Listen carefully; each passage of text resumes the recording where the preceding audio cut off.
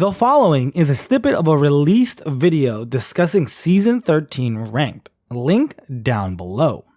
In that video I alluded to, I talked about an analogy comparing the old rank system and the new rank system, so let's just at a high level listen to my metaphor real quick, my little symbolism spiel if you will. The old rank system prior to Season 13 was everyone had to run a mile on a typical high school track.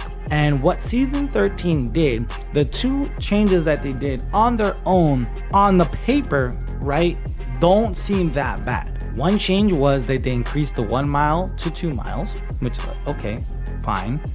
And then they also changed the track. So instead of running that smooth circular 4-lap thing, it's like in the forest, a cross-country track or with hills and, you know, muddy and all that stuff, like things that would make it difficult. So like say like, you know, you weren't a great runner, but you could do it because it was easy. Now you would struggle. But like I said, again, those two particular changes don't make or break the whole situation. The problem was this kind of artificial goal. In the original 1 mile, everyone was kind of evaluated on if they could do it in 15 minutes or not. As long as you did it in that time frame, you were good.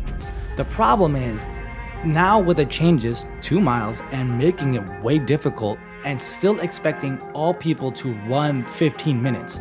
Like, do you understand how crazy that is? But let's get less abstract and let's apply this to Apex. So the increasing to 2 miles, what does that mean? Well, they increased the division RP per rank. So now, say for example, now gold was 700 RP per division, which was previously diamond, okay? So that means it takes more games to get out of gold, similar to how it was in diamond. Yes, I understand, and listen to me here. They did compensate this because with the new KP system, the way you could get RP from kills and assists, which theoretically, and it's been proven that you can gain a lot more RP, that the compensation was there. Like, okay, we did make it a little bit longer, but you can also expedite that process because now you're not as restricted as you once were. However, the rising entry costs and now the shift between the relationship of placement RP and KP really made it difficult for a lot of players to gain RP. What I mean is all these kind of micro changes, right?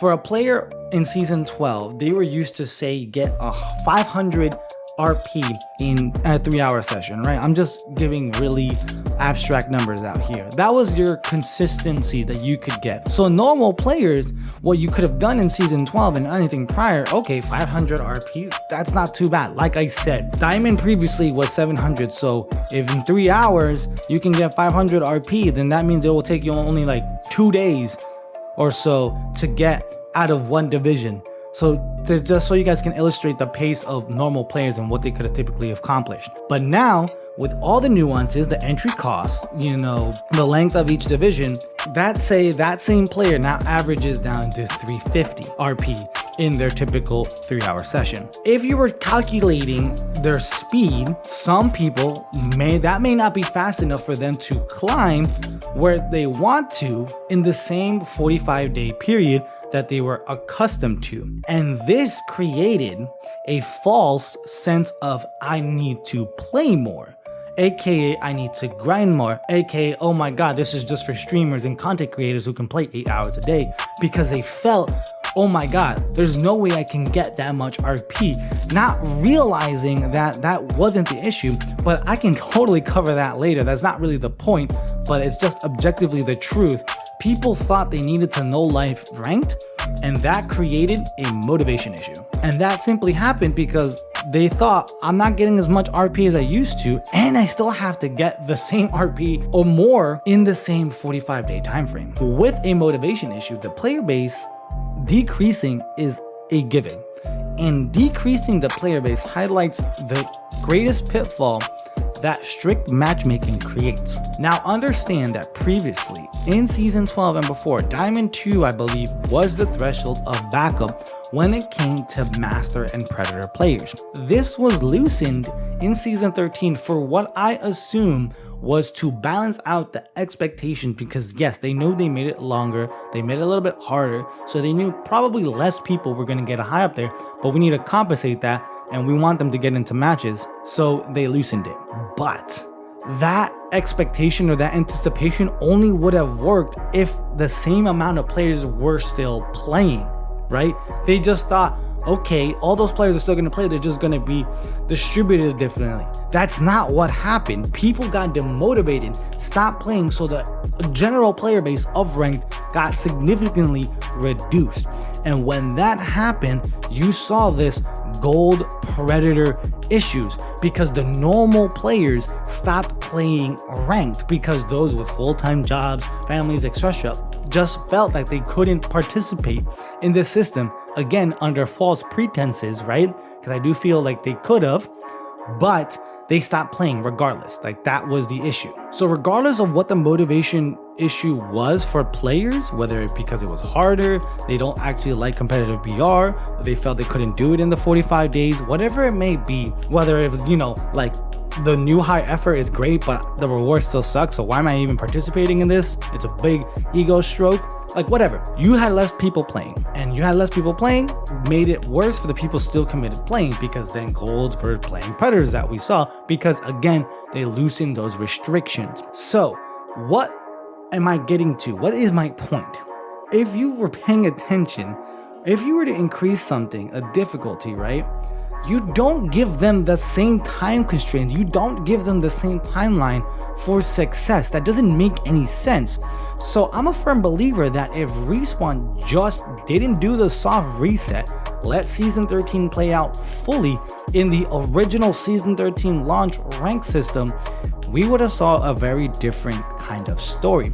Would some of the issues still happened? Of course. But I think the motivation issue that deterred a lot of players early on into Season 13 way earlier than people were used to would not have happened. It would not have been that drastic, and people would have been comfortable participating in the system throughout the season. Yes, I think matchmaking still would have been a problem, because obviously the rate those players climb versus normal people would not have been the same. But you know what? Those players had to deal. The high players needed to deal, because you have to wait for everyone to kind of catch up and get to their proper ranks. So in summation, the system of rank that we were presented was a great change to the mode, and it has some room to improve, of course. But I think that not anticipating the demotivation issue and the fact they did make such a harder system but kept the same time constraints forced a bad experience for a lot of players. Us normal players need to feel that we can participate in ranked, and in Season 13 it felt that most of us couldn't.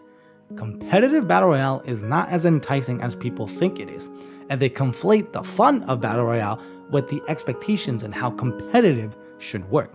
Sorry to tell you, but understand that only certain players are capable of fully grasping the concept of Ranked Battle Royale. Ranked is for everyone, but not everyone enjoys Ranked. Ranked is objectively bad right now, and if you agree or want to know more about what I think about Ranked, I encourage you to hit that subscribe button, as I have some thoughts to make it better. I'll see you soon.